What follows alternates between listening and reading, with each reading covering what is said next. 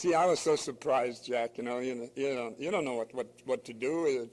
In fact, I was surprised because it was my first close-up. I just got Jane up in the trees, and I was going to give that deal with meet Tarzan, you Jane, meet Tarzan, and all of a sudden the blanket went over the machine up there, and we all looked around what happened, and we thought somebody was just getting up and going to the toy or something, and it took a long time to get by.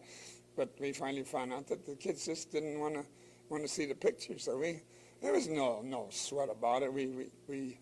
They just didn't. They thought that I did the Tarzan yell, oh, and some of the He conquered the water, he ruled the jungle, he became the very definition of strength, perfection, and victory.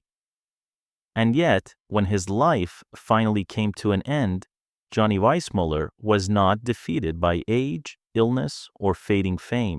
He was defeated by guilt, a guilt so heavy that no Olympic gold medal, no roaring applause, and no iconic Tarzan yell could ever drown it out. Long before the world knew him as Johnny Weissmuller, he was simply a fragile boy fighting to survive, who was born on June 2nd, 1904, under the name Peter Jan Weissmuller in what was then the Austro-Hungarian Empire, today known as Romania. His family lived modestly, surrounded by uncertainty and hardship. From the very beginning, his health was a concern. Johnny was often described as weak and frail, a child who did not seem built for strength or endurance. Fearing for their son's future, I made a test. I wanted to see Clark Gable at the Metro-Goldwyn-Mayer, and they wouldn't let me in. So some kid came along and says, hey, they got 75 guys on the back lot there making a test for Tarzan. Go back and make a test, and they let you in the studio. So I went back and made the test, and the guy says, can you run? I said, sure, I can run. He says, can you climb that tree? I says, yeah, sure. And then, can you swing on the line? Yeah. I won that in the YMCA, swinging on the rings one time, So I'm not about to let go of a line 40 feet up in the air, am I? So I got to get on the studio, and I met Clark Gable, and I knew Greta Garbo, and I was ready to go home, and they called me over, and they says, a week later, and they said, you got the job as Tarzan. That's incredible. And I went in the his parents made a bold and desperate decision. They left everything behind and immigrated to the United States, hoping that a new land might offer better opportunities and perhaps even save their child's life. They settled in Chicago, a city that would quietly shape the destiny of a legend. Life there was far from easy. Like many immigrant families of the time, the Weissmullers struggled financially and culturally. Young Johnny worked various jobs to help support his household, growing up quickly in a world that demanded resilience. It was during these years that a simple medical recommendation changed everything. Swimming was suggested as a way to improve his health. What no one expected was that the water would reveal something extraordinary. In the cold waters of Lake Michigan and in local swimming pools across Chicago, Johnny didn't just regain his strength. He discovered a gift that seemed almost unnatural. His body moved through water with ease, power, and instinct as if he had been born for it. At a time when competitive swimming was still evolving, Johnny Weissmuller didn't follow the rules. He rewrote them. His freestyle stroke was explosive. His speed was unmatched. His stamina appeared limitless. Under the guidance of skilled coaches, his rise was nothing short of astonishing. By the early 1920s, it became clear that the sport had never seen anyone like him before. Between 1921 and 1929, Johnny Weissmuller was virtually untouchable. He dominated national competitions, shattered world records, and turned swimming into a spectacle of raw power and elegance. At the Olympic Games, he claimed 5 gold medals and added a bronze in water polo. He set 67 world records, won 52 U.S. national championships, and never once lost an individual swimming race in his entire competitive career. Then came the moment that cemented his place in history. Johnny Weissmuller became the first human being ever to swim the 100-meter freestyle in under 1 minute. A barrier many experts had once believed the human body could never break. In that instant, he became more than an athlete. He became a symbol of a new era, an age obsessed with the speed, progress, and heroes who seemed almost superhuman.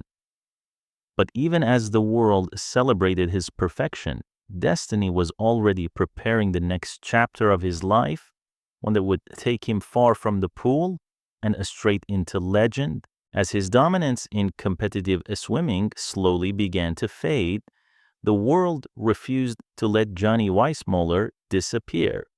Because when an athlete becomes larger than life, someone is always watching. Hollywood was watching. In the early 1930s, the film industry was searching for something new, something primal, powerful, and unforgettable. The age of silent film had passed, and audiences craved heroes who didn't just speak, but moved. Johnny Weissmuller didn't need acting lessons. He didn't need dialogue training. He didn't need to pretend. His towering physique, broad shoulders, and effortless athletic grace spoke for him. In 1932, he was cast in Tarzan, the Ape Man. From the very first moment he appeared on the screen, something extraordinary happened. The jungle didn't feel staged. The character didn't feel performed. It felt real. Johnny Weissmuller didn't play Tarzan. He became Tarzan. His movements were animalistic yet controlled. His strength was visible without exaggeration. And then there was the roar, the iconic Tarzan yell, a sound so powerful and distinct that it would become inseparable from the character itself. Audiences were mesmerized. During the darkest years of the Great Depression, Johnny Weissmuller's Tarzan offered something rare, escape. In a world weighed down by hardship, war, and uncertainty, he embodied freedom, purity, and raw physical perfection. Between 1932 and 1948, he portrayed Tarzan in 12 films, first for MGM and later for RKO. Each appearance reinforced his status as the definitive jungle hero.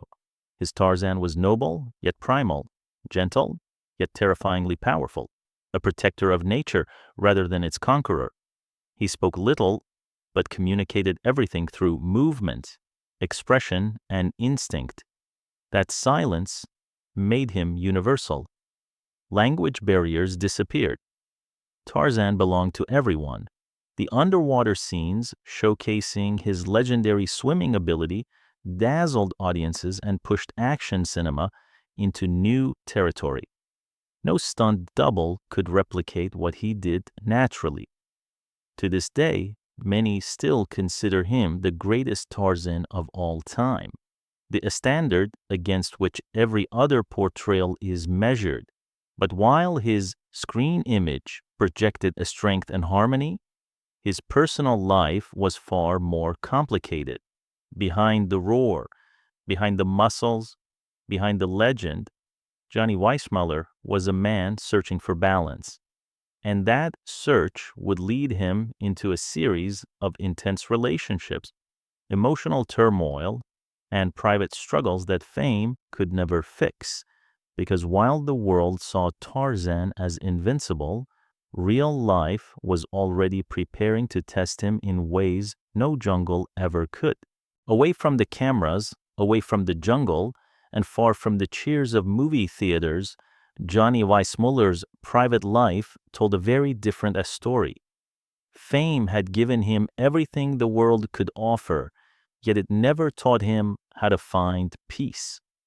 His first marriage came early in 1931 to Bobby Arnst, a band and nightclub singer whose world of music and nightlife clashed sharply with Johnny's disciplined athletic background.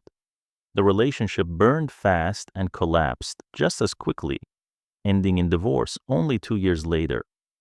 It was the beginning of a pattern, that would follow him for the rest of his life: passionate relationships, intense emotions, and a restless spirit that resisted stability.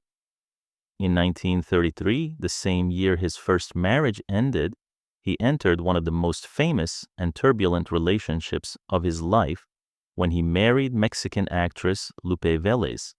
She was fiery, glamorous, and a major Hollywood star in her own right. Together, they became tabloid gold. Their marriage was loud, emotional, and constantly under the microscope of the press. Clashing temperaments, jealousy, and relentless public attention turned their relationship into a storm that neither could control. By 1939, the marriage ended in divorce, leaving behind headlines, rumors, and a lasting place in Hollywood folklore. Later that same year, Johnny married his third wife, Beryl Scott. For a moment, it seemed as though he had finally found something closer to a stability. This marriage coincided with the height of his fame as Tarzan and marked the most meaningful experience of family life he would ever know. Together, they had 3 children: a son, Johnny Weissmuller Jr., born in 1940, and 2 daughters, Wendy Ann, born in 1942, and Heidi Elizabeth, born in 1944. For a time, Johnny appeared content. He was still a global icon, still admired by millions. But now, he was also a father, playing a role far more important than anything Hollywood had ever given him. Yet even this chapter could not escape the pressures of fame and the weight of his own personality. Despite shared joy and family life, the marriage ended in divorce in 1948, after nearly a decade together. That same year, he married again. His 4th marriage, to Alan Gates, would become his longest-lasting relationship up to that point. From 1948 to 1962, she stood beside him as his film career slowed and the spotlight gradually drifted elsewhere. These were quieter years marked by fewer films and less public attention. But silence does not always mean peace. Even this marriage eventually ended, reinforcing the image of a man who could dominate water, conquer the jungle, and captivate the world, yet could never fully anchor himself emotionally. In 1963, Johnny married, for the 5th and final time, to Maria Gertrude Bowman. This relationship would remain with him until his death, offering companionship and care as his health declined and the memories of his former glory grew more distant. Through Maria, he also became a stepfather, expanding his family in a quieter, more subdued way than before. But nothing, no marriage, no success, no legacy, could prepare him for what was coming next. Because the greatest tragedy of Johnny Weissmuller's life was not written in headlines, it arrived silently, unexpectedly, and it would follow him for the rest of his days. The final years of Johnny Weissmuller's life were haunted by a pain no strength could overcome. Long after the crowds stopped cheering, long after the jungle sets were dismantled, long after the roar of Tarzan faded into memory, there was one moment he could never escape: the death of his daughter, Heidi Elizabeth Weissmuller. In 1962, Heidi was only 19 years old, newly married, just beginning her adult life. She was described by those who knew her as warm, gentle, and eager to please. A young woman full of promise, still standing at the doorway of her future. What haunted Johnny most was not just her death, but the belief that it began with him. Later in life, he confided to friends that he believed the chain of events leading to Heidi's death started with his own suggestion. He had encouraged her to visit her mother, Beryl, who was living in Southern California. "I was the one who told her to go," he reportedly said, his voice heavy with regret. "If I hadn't pushed her, she'd still be here." No one blamed him, No court, no police report, no family member ever held him responsible, but Johnny Weissmuller did. Heidi agreed to make the trip with her husband, Michael Husa, who was also just 19 years old. The journey was meant to be simple, a routine drive, a daughter reconnecting with her mother. There was no sense of danger, no recklessness, no warning of what was about to happen. On the way to San Diego, tragedy struck. The car suddenly lost control. It overturned, and in a single, irreversible moment, Heidi's life was gone. She was killed instantly. Michael later told authorities there had been nothing unusual about the trip. No speeding, no argument, just the randomness of fate arriving without mercy. For Johnny, the news landed like a physical blow. Those who saw him afterward said the once unstoppable athlete seemed smaller, diminished, as if something vital had been torn out of him. The man who had conquered oceans and jungles now struggled to carry the weight of a single thought. A father is not supposed to outlive his child, he once said quietly. That's not the order of things. From that moment on, guilt became his constant companion. It was not born of fact, it was born of love.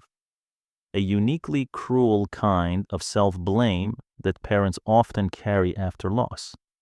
A belief that replays itself endlessly, searching for a moment that could have changed everything.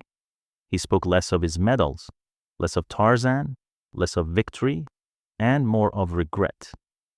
I keep replaying it, he admitted. I see her leave, and I want to stop her, but I can't. No roar could silence that memory. No applause could erase it. As the years passed, his body weakened, but his grief never did.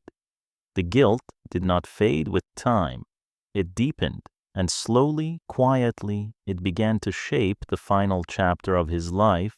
By the mid-1970s, the image the world had worshipped for decades began to quietly collapse. The Olympic champion, the tireless swimmer, the man who defined physical perfection. Time finally reached him. In 1974, a devastating accident left Johnny Weissmuller with both his hip and leg broken. For a man whose entire identity had been built on movement, strength, and freedom, the confinement of hospital walls was a cruel punishment. It was during this forced stillness that another truth emerged. Despite a lifetime of swimming, discipline, and extraordinary physical conditioning, he was diagnosed with a serious heart condition. The revelation struck at the core of who he believed he was. The body that once seemed invincible was failing him, piece by piece. Then came the strokes. In 1977, a series of strokes robbed him of speech, mobility, and independence. The man who once swung effortlessly through jungle vines now struggled to perform the simplest tasks. Every day became a reminder that the strength, no matter how legendary, is never permanent. By 1979, his health had declined so severely that he entered the motion picture and television country house and hospital in Woodland Hills, California. There, surrounded by other aging icons of a fading Hollywood era, he spent weeks reflecting on a life that had once seemed untouchable. Eventually, seeking warmth, familiarity, and peace, he made one final move. Together with his last wife, Maria, he relocated to Acapulco, Mexico. The irony was impossible to miss. Acapulco had been the setting of his final Tarzan film. The same tropical environment that once elevated him to myth now bore witness to his final chapter. On January 20th, 1984, Johnny Weissmuller passed away at the age of 79. The cause was pulmonary edema. His death was quiet, no crowds, no spotlight, no jungle roar. He was laid to rest just outside Acapulco at Valle de la Luz, the Valley of Light Cemetery. As his coffin was lowered into the ground, a recording of the iconic Tarzan yell, one he had invented himself, was played 3 times, fulfilling his final request. The sound echoed across the cemetery, a haunting reminder of the man he once was. In recognition of his extraordinary legacy, he was honored with a 21-gun salute, a tribute usually reserved for heads of state. The honor was arranged through the efforts of Senator Ted Kennedy and President Ronald Reagan, a final acknowledgement of how deeply his presence had shaped American culture. In death, as in life, Johnny Weissmuller remained larger than most men could ever hope to be. But those who truly knew him understood a quieter truth. He did not die because he was guilty. He died carrying the emotional burden of a father who never forgave himself. In the end, the man who conquered water, ruled the jungle, and inspired generations was brought low by the most human pain of all, losing a child and believing, however unfairly, that he had played a part.